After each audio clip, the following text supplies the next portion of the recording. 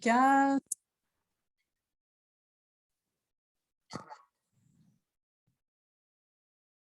Okay, so thanks everyone for coming this morning. For those who don't know me, my name is Kate Percival. I'm the Web and Digital Content Coordinator for SUNY Oswego. And today we are going to be talking about text equivalence for images, also called alt text. There we go. I ran across this quote on a website called How Accessible is Your Website for the Disabled? And I thought it was a pretty good explanation of how we're trying to do things here at Oswego. It says disability is a mismatch between an individual and the environment they're in. And this is also the premise for a book called Mismatch by Kat Holmes, which is a very good read for anyone who's interested in accessibility things. But our efforts here at Oswego, I think in part are just to try to minimize that mismatch between the individual and the environment they're in, trying to make things as inclusive and as accessible as possible for other people, so we don't have that big gap in understanding. So one of the things that we can do to incorporate that is to use text equivalents, which are provided in the form of alternative text, also called alt text. Text equivalents are also provided by captions and transcripts. Now, captions and transcripts, as I'm sure you can all imagine, are used only for audio and video files, and that is its own separate thing. We are not going to be talking about that today. We're going to be focusing on alternative text for images. So what is alt text? Basically, it's a short image description, but it doesn't just describe what the image is. It provides the meaning or the purpose of the image. So that meaning can vary based on context, depending on how the image is used. Therefore, alt text is best written by the content creator or the subject expert. In my 3 or 4 years here at Oswego, I've done lots of remediation on numerous types of PowerPoints that are just chock full of images. And without having any context of the course, without being involved in the course or reading through all of the content that is surrounding that image, I am not equipped to accurately provide accurate alt text for many of those images, depending on what they are, graphs and charts and that type of thing. So as the content creator and the subject expert, you are the one that's creating the material. You're the one that's putting the images in there. So you are the one who is best equipped and best able to provide an accurate alt text for those images.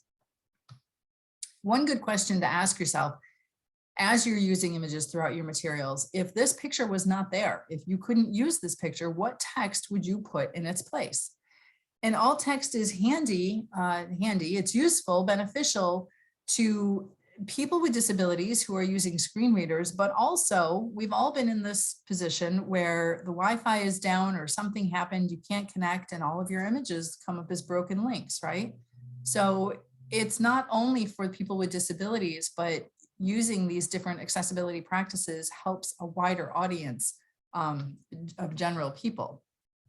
So I think this is a really good perspective to have too. And I think it's a good question to keep in mind as you're creating your materials and as you're putting in images and as you're adding in alt text. If you couldn't use the picture, what text would you put in its place?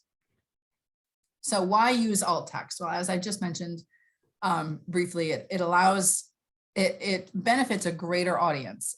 It allows people who can't see the image to get the same information as those who can.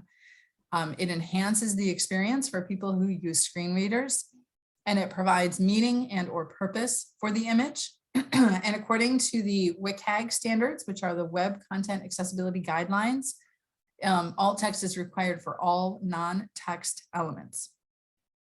So you might ask, what is a non-text element? Well, it's pretty much what it says, everything that's not straight up pure text. And by the way, please, as a side note, do not use text as an image, word art or clip art or whatever those fun and funky things are. Like they might look cool, but they're not accessible and they make things a little bit difficult. So please just don't do it. So non-text elements include images, photos, figures, shapes, things like lines come up as figures, graphs and charts, GIFs, comics, and then, as I mentioned, multimedia, which we can handle with captions and transcripts. So all of those things, when they're used in, excuse me, when they're used in websites or documents or presentations, they're a non-text element, and all of them need to have some sort of alt text or be identified as decorative. So I'm going to pause for just a minute, and I do apologize. My throat is very scratchy. I came down with some sort of something yesterday. So my voice is not 100%. Do we have any questions about what alt text is? And also, Anna, just as a quick note, I tend to not look at chat when I'm presenting. So if things are popping up in chat, I'm not going to see them. I'll just let you know that. Okay, if it's pretty quiet, alt text it's a straightforward concept for the most part. So we'll just move ahead. If anybody has any questions, feel free to throw them out there. I will share some examples with you of alt text. Now, this picture I really like because it thoroughly shows how the context can change, or how the alt text, excuse me, how the alt text can change based on the context that the image is being used in. So just looking at this image, generic alt text might be a woman smiling, looking out over water with a beach volleyball game in the background, right? That's what I see when I look at this picture. Now, I took this picture off of the news section of the Oswego homepage. This was a year or so ago. And it's associated with a news article. So just looking at this picture with this generic alt text, we have no idea who this woman is. We have no idea where she is. We have no idea what's happening. We have no idea why we're looking at her. So this generic alt text is not wrong. However, if we want to link this picture to the news article that explains who she is, alt text would be more specific. So we would say something like wellness management major, Fadi Gay, who earned SUNY's Norman Armacani Jr. Award for Student Excellence. So where she is, the fact that there's a beach volleyball game happening, that makes no difference at all. It has no relevance. We're looking at this woman and she's being recognized for this award. So that's what needs to be brought out in the alt text. And then that would connect it to the news article, and people can go and read all of the details as to all of the things that she did in order to gain this award. Likewise, generic alt text, a man and a woman standing at a podium. Now, presumably everyone on this call probably knows who these two people are. But again, just looking at the picture with no context whatsoever, it's just a man and a woman standing at a podium. And again, I pulled this off the news section of the oswego.edu website last year, I think. So specific alt text, Oswego Mayor Billy Barlow presents former SUNY Oswego President Deborah Stanley with the City of Oswego Lifetime Achievement Award. It's difficult to see, but if you look closely in between the two people, you can see the clear plaque that Mr. Barlow is presenting to President Stanley. The fact that they're at a podium really doesn't make a difference. The alt text is highlighting who they are, why it's important, why we're looking at them, and what they're doing. Now we get a little more complicated with graphs. Graphs and charts are not always easy to provide alt text for, generally because graphs and charts are providing a lot of information in a very small amount of space. So for this particular graph, a generic alt text might be something like the number of donor-funded student scholarship recipients has continually increased between 2014 and 2019. So without any other information about this graph, about the numbers within it or anything else, just by looking at it, we can see that the bars are increasing between 2014 and 2019. If we want to be a little more specific, we can say the number of the recipients. So the number of donor-funded student scholarship recipients has increased from 277 in 2014 to 466 in 2019. Now, again, depending on how much information this graph is supposed to be portraying or relaying, when you get into the sort of nitty gritty, like if you wanted to highlight each number for each year. So in 2014, it was 277. In 2015, it's 290. In 2016, it's 320, and so on and so on. That all needs to go in the body of the document, or the body of the content. It's important to know that when screen readers read alt text, they cannot pause in the middle. So when a screen reader is going through a regular document, a user can generally pause it, stop it, and start it wherever they would like within the document. However, when a screen reader is reading alt text, if it stops, it has to go back and start the alt text from the beginning again. So you don't want paragraphs and paragraphs of alt text. A few things to note about graphs and charts, about alt text in general, but graphs and charts in particular. Keep alt text to a minimum. Again, just the bare essentials information that's needed to know. Approximately 150 characters, a few short sentences is best practice. As I just mentioned, screen readers cannot pause in the middle of alt text. So that's why you want to keep it at a minimum. You don't want to go over and over and over about alt text. Any longer descriptions that are needed should be included in the body of the document. So again, alt text should just be like a brief summary or overview. For graphs and charts in particular, if you want to have all of that specific information, that should all go in the body of the document. And if you have complicated graphs and charts, or graphs and tables, you want to try to break those up to minimalize them, simplify them a little bit. Again, I'm not saying dumb it down. You want to be able to provide all of that information, but in the terms of alt text, you want to simplify it enough so that you can summarize it in just a couple of sentences. Back in November, I went to a conference and I met a blind man, and it's sort of embarrassing, but I have not really had a lot of interaction with people with disabilities. And it's embarrassing because what I do is based on people with disabilities. But I went to this conference in November and met a number of different people, and I met this one blind man, and we were in a session together about alt text. And we were discussing what is the best alt text for, whatever picture was being presented. We were trying to figure out the best alt text for it. And he said to me, I need to know only what I need to know. And I thought that that was a pretty powerful statement. As a sighted person, I kind of take for granted the fact that my brain just processes information as I see things. But for someone who can't see things the same way that I do, and they have to rely on audible information, they need to know only what they need to know. So I think sometimes we fall into these pitfalls of alt text, of like providing all of this outside information and things that we sort of just know or we assume is important to the picture. And that might not be the case. So again, just try to keep it to a minimum, try to keep it bare down and stick to only what is needed to be known.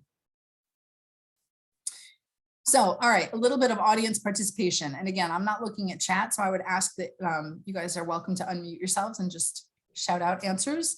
What alt text would you use for this particular graphic? Anyone care to venture a guess? This one is very straightforward.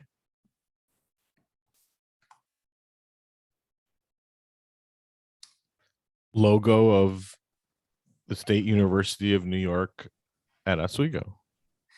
Very, very close. I would say leave out logo, and I'll explain why in just a minute. But what we're looking at is the logo. It's representative of Oswego, SUNY Oswego. I would say spell out SUNY. So the answer would be State University of New York at Oswego, only because if it's on a website or something that's public where people might not know exactly what SUNY is, it's important to spell that out. Now, if this is being used on excuse me, on a document or a presentation or something that's, kind of closed and only campus personnel are able to see it, then using SUNY might be acceptable, because presumably if you work at SUNY Oswego, you know what SUNY means. But again, in a broader kind of public sense, I would say spell it out.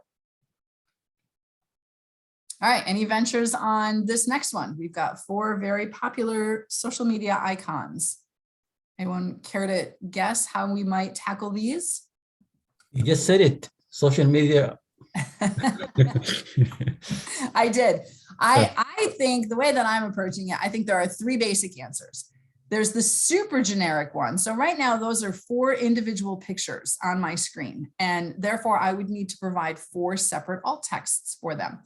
If I were to combine them together and make them into one image, then the alt text could be social media icons. Now, generically speaking, if you're going to have 4 individual icons, you would want to list where they're going to, right? Facebook, Instagram, Twitter, and YouTube.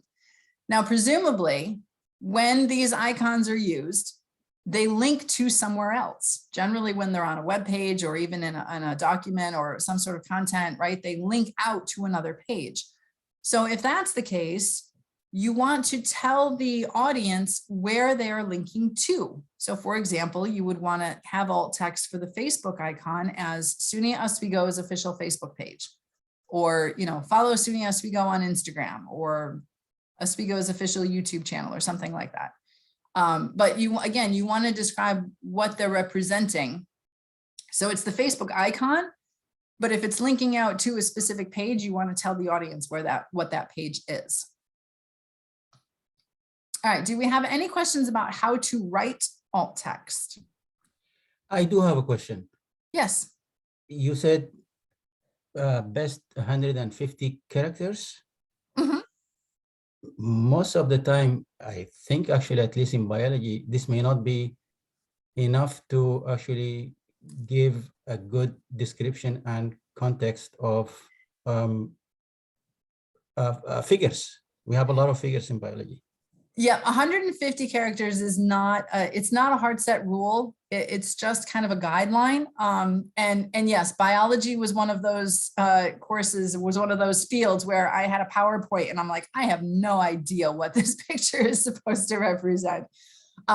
So yes, understandably, many times you may go over that. And again, if you keep it as simple as possible, and if it does end up being a much longer description, then I would suggest putting it, writing out that text in the body of the document, and then putting just an overall summary. Like, I'm not a biology person, so an image of a mitochondria or something like that might be the alt text. And then in the body of the document, you might explain a little bit more about what it is that the picture is defining. Does that make sense?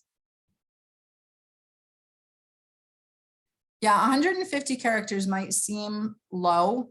And in some instances, I would agree with you that it's not really feasible to, cover that in such a short amount of characters. But I think that, like I said, it's more of just a guideline. And the point of it is to just kind of stay to the point as much as possible, and be as concise as you can. And if you're finding that the alt text needs to be much more than that, much longer than that, then it's suggested to put it in the body of the document.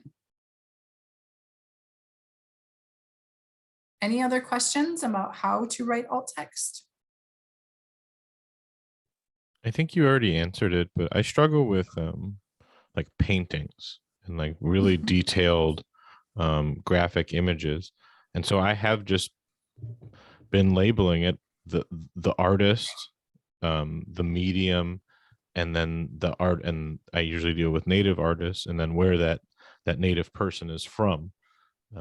And I feel like something gets left out, but I just don't know how to convey something you could write a whole essay about appropriately. Yeah, in art, I did have to remediate an art class too, and that was difficult as well, because again, you don't want to write paragraphs and paragraphs of alt text, but how is this picture being used, and what are you trying to convey? So I think what you just said is a good approach. Just naming the title of the picture, the author, the artist of the picture, something like that. And then again, if it's possible in the document or in the body of, the content, giving a more elaborate description. But I think that that's a fairly good way to approach it. And it does get a little bit muddy sometimes, depending on how you're using the picture too. If you're providing a picture and asking the class to explain something about it, giving away the answer in the alt text doesn't really. No, for sure. No, I've figured out, I use it just as, I mean, it's kind of decorative. It's, look, this is something beautiful. This is something complicated. It's on the syllabus for a reason, or it's on the Blackboard homepage for a reason. But the way it's not an assignment, it's for you to interact with, should you choose to interact with it. Mm-hmm. Yeah, then in that case, I think, as you were saying, I think that that's a good approach, is to just, give the bare amount of information that's necessary, and maybe give a little statement about what it is that image is supposed to be portraying, or, what's in the image. Do you know what I mean? Thanks, Kate. All right. I do notice we have a couple things in chat. Okay, Michael, you sent that, the link. Great. I have a quick question. With, I think I caught your scratchy throat yesterday. No, I'm just kidding. I'm sorry. No, it's just crazy weather. When we switch over to D2L, and I know there's going to be some problem with LI not being available. Will this be assisted in that platform? Or, because my problem is I use so much visuals and step-by-step instructions and pictures and diagrams. I have also been finding that if I just add a voiceover to everything, even though I find that I would like to have an alt text of description, a quick description, say I'm doing a 3-step diagram of how to do a chain stitch. For those who don't know me, I teach sewing, costuming. So I will do the needle position and the different pictures with sometimes I have to do a voiceover and have the student play it like a video. But my video talent is quite amusing, if less than educational.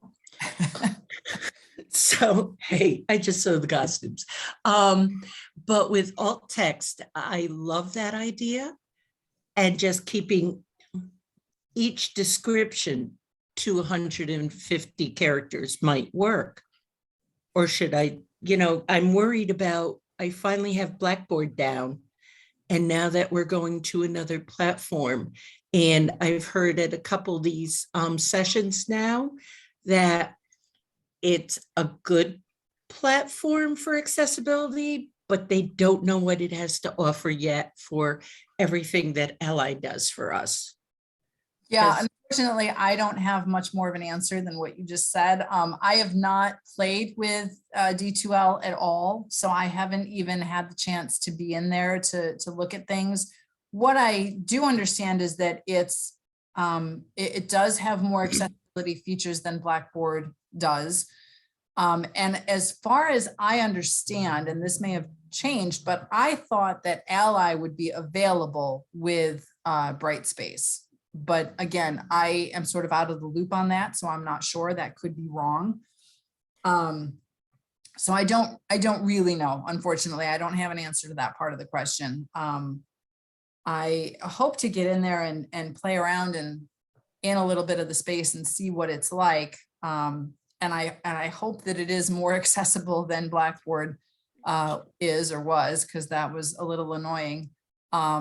But I'm really not sure. Hopefully they took that into consideration when, when looking for a new platform So hopefully that will be a little bit easier to use. Yeah, I would say contact maybe Extended Learning and ask them what they know about the accessibility features, or if Ally is going to be available. Because like I said, last I knew Ally would be available, but that was a while ago, so that may have changed. I'm not sure. yeah, the first actually play in the sandbox session I went to, they weren't positive about Ally, and my I got very upset real quick, but they're trying to see what they're doing, what they're Yeah. going to do, because they're not sure about how accessible. They say it's going to be more user friendly. That's a good thing. Anything can be more user friendly than Blackboard at this point in my life. But thank you. Yeah, yeah. And to just mention too about what you were saying about the videos or the voiceovers. One thing I would sort of warn, if you're going to use voiceovers or if you're going to use videos, make sure that they have captions, or make sure that they have, a transcript or some sort of visual supplement to go with them. But I think that that's a good solution if the screenshots and the step-by-step instructions, if they get a little bit too bogged down, and alt text would just be, forever and ever. It would take paragraphs of things to explain what you're doing. I think audio is a really good option, and they can work together to complement one another. So you kind of cover both areas in the transcripts and the alt text. Any other Thank you. questions at this moment? You're welcome. Yes, a question about PowerPoints. Yes. Does the text reader read the speaker notes in PowerPoints? There is some controversy about that. I don't believe that they read the speaker notes, which does cause some unfortunate circumstances. I think the best thing to do for speaker notes, because you want the PowerPoint slides to be, concise and like bulleted. So you don't want to put a whole ton of information in the PowerPoint slides. So if you have the speaker notes, the best thing to do would maybe be to convert it to either a Word document or a PDF and have all of the information available that way. Because I don't believe that screen readers read the speaker notes. Thank you. And that is a really good question. All right.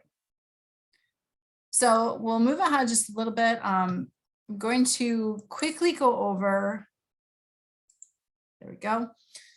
Quickly go over how to incorporate alt text. And everything that I'm about to tell you is available on our accessibility website, which is oswego.edu/accessibility.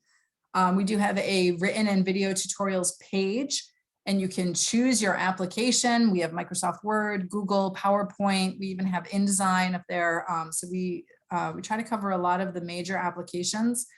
And there are step-by-step instructions, both in written form and in video form, that explain how to add alt text and how to do all sorts of other accessibility things.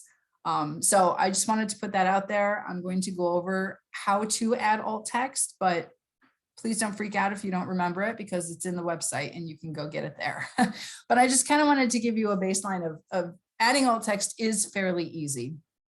So in Microsoft Word, PowerPoint, and Google, basically to add alt text, you right-click the image, highlight the image, and then right-click on it, and you will see an options menu pop up, and the alt text option should be there. Now, the caveat is, depending on what version you're using, I think 2016 and prior, the alt text option may not be there. So after you choose alt text, you enter your description into the dialog box and hit OK and save. If the alt text option is not there, when you right-click in Microsoft Word and PowerPoint, you can highlight the image, look at the main menu way up at the top, find the picture tools tab and the format tab right underneath that, and then choose the alt text option that way in the top main navigation. When you bring up alt text, this is the dialog box that'll pop up. You just add in your description. And as I mentioned before, as when we were talking about the SUNY Oswego logo, when a screen reader comes across an image or something that has an alt text, it will read it as graphic. So it like announces that a graphic is coming, and then it'll say the alt text. So using picture of or logo or image is kind of redundant. So you don't really need to use those. You just need to state exactly what it is that the image represents. Now underneath, you see a little button that says generate a description for me. This is not recommended to use, although I would say if you want to get a really good laugh, just click on it every once in a while and see what it brings up. Artificial intelligence is not intelligent enough to discern what's in the picture, especially when the picture is like out of context, like the picture of Fadi Gay that we saw earlier with the volleyball game in the background. The alt text really had nothing to do with where she was in the volleyball game and all that stuff. So generate a description for me.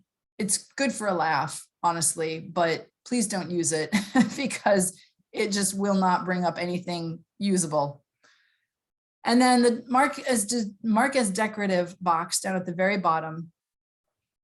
If an image has no additional purpose, if it brings no additional meaning to the document or the presentation, if it's just there to fill space, you can either use this checkbox and mark it as decorative.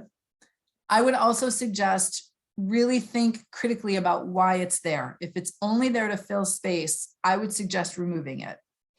Now, there are certain times, like on the website, we have a lot of hero images, which are the big images at the top of the web page. And really their only purpose is to make the web page look pretty, right? They don't have any real founded purpose or information to share. So in that case, you could mark it as decorative. If it's there to sort of enhance things, but it doesn't provide any meaning, you could mark it as decorative. I've seen so many PowerPoints that it's just obvious that like clip art is being thrown in just to take up space. And that's, I would suggest, please don't do that. Please really think about why those images are there. And if they're only there to fill space, consider removing them. All right, so for Adobe Acrobat, PDFs are their own separate beast. They don't do anything the way any other application does things. It's possible to remediate a PDF. It's possible to add alt text. It's not quite as simple. Of course, PDFs are not source documents. So when you're working with a PDF, first of all, I suggest make sure that your source document is as accessible as possible. The Word document or the PowerPoint or whatever it is that came before the PDF, do everything you can to make sure that that is as accessible as possible, and then convert it to a PDF.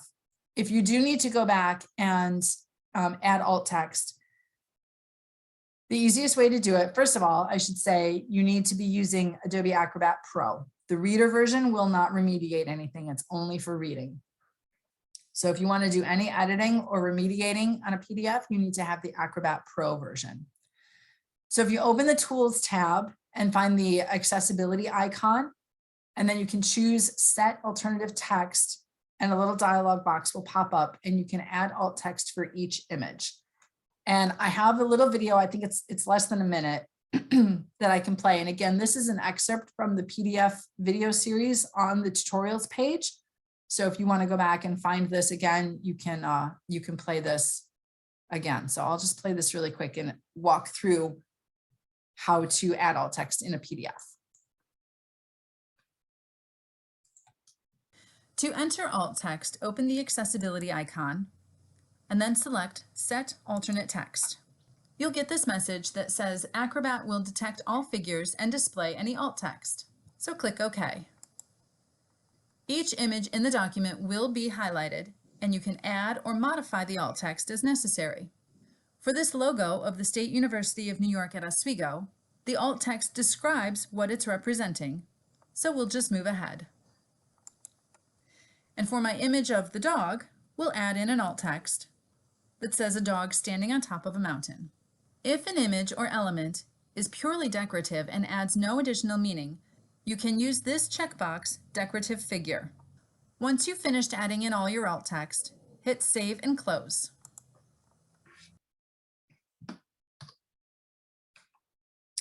Okay. To enter alt text, no. There we go. So again, all of that is available on our accessibility website, which is oswego.edu/accessibility. I highly encourage you to go to that website, visit the videos and tutorials page, or the written and video tutorials page. And you can get all sorts of information about adding alt text and any other accessibility features as well.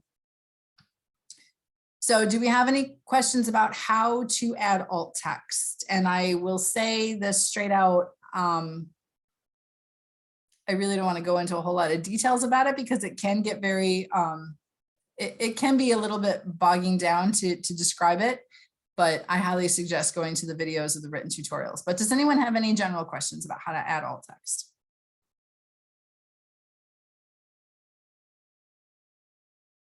For most of the applications for Microsoft Word, Microsoft PowerPoint, Google Docs, and Google Slides, I believe as well, it's fairly straightforward.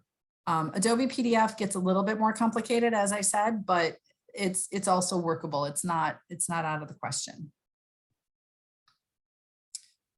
So just a quick recap of some of the other sessions that are coming up today. We have formulas and math equations with Casey Raymond. If you at all work with formulas and math equations, I highly recommend going to one of Casey's sessions because he is extremely knowledgeable in this area and he can tell you all about how to make them accessible. At 2 o'clock this afternoon, we have our drop-in session. These are hosted by different work group members and allow for a little more one-on-one conversation. And our sessions for tomorrow at 10 o'clock, we have accessibility checkers with Dan Laird and Jean Halligan. They will be going over some of the automated software applications that allow you to kind of do a baseline check of accessibility for your different documents and presentations. And as I mentioned quickly, at 1 o'clock tomorrow afternoon, I'll be going over improving PDF accessibility. I try to make this as simple as possible. PDFs can be enormously difficult sometimes, but I try to cover a lot of ground in this session on some quick and easy steps that you can take to make your PDFs a little more accessible. And then again, our drop-in session tomorrow at 2 o'clock.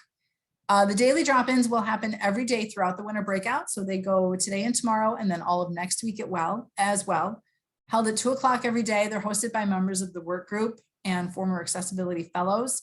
So we invite you to bring questions, clarifications, any roadblocks or barriers. If you're working on a particular thing and you've come across an issue and you just can't figure it out, we invite you to come to these sessions and bring it to us and we can try to walk you through it, get some one-on-one help, and try to help move you along that way. So we're a little bit early, but I thank you for coming along today. My email is kathleen.percival@oswego.edu. I welcome any questions if you have them.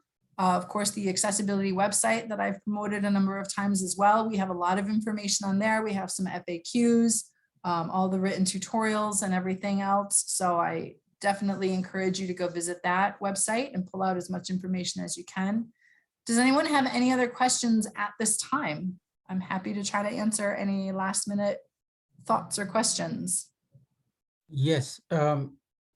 Okay. In Word and PowerPoint and Google Doc, you said if you right click on the image, you will see the alt text option.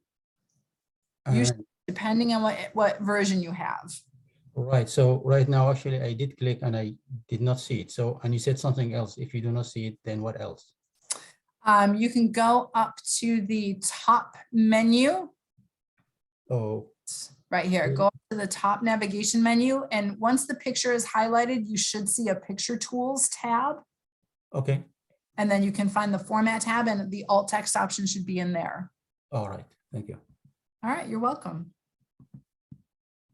Yeah, it gets a little bit like alt text can be very straightforward, but unfortunately it gets a little muddled because of different versions. So as much as I want to say, yes, you right click the picture and the alt text option will definitely be there.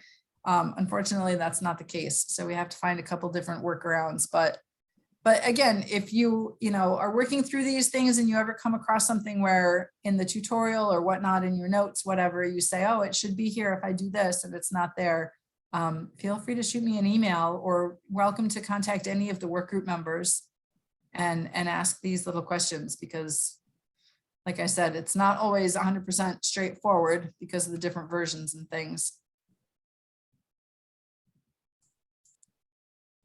All right.